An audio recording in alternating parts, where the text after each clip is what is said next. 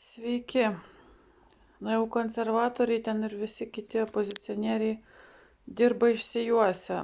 Dabar 10 balų pridėjimas mokiniams dėl ten tų egzaminų kartelių, ten kažkas tai labai daug gavo blogus pažymius, tai ir pakėlė. Sukėlė pasipiktinimą konservatorių tarpe, kreipėsi į prokuratūrą. Nu jau turėjo dabar išsigąsti Popovienė, nieko neišsigando, sako, puiku, kad prokuratūra tikrins, tačiau tai viskas pagal teisės aktus ir tai buvo padaryta ne kartą. Tai labai gerai padariau, kad aš irgi padariau periodačią ir priminiau, kad ir man buvo pridėta.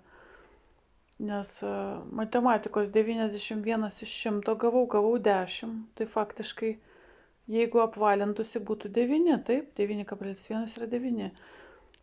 Kadangi buvo vienas aukščiausių rezultatų Respublikos mastu, gavau 10. Istorijos 78 iš 100, ten suklydau labai žiauriai vieną dalyką. Suklydau, bet kadangi buvo žemi pasirodymo rezultatai kolegų per visą Respubliką, gavau 9.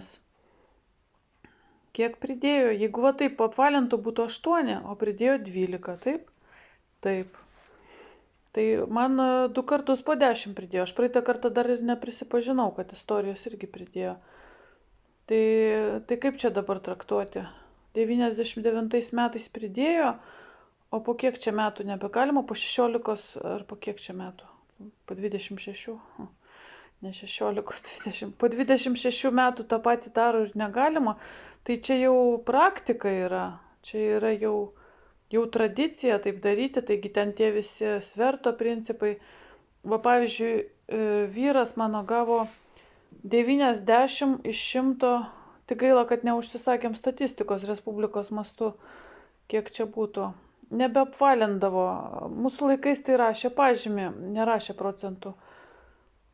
Tai jis buvo atleistas nuo anglų kalbos universitete.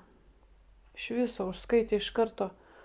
Galėjo eiti mokytis kitą kalbą. Ėjo lenkų mokytis, gavo 10. Tai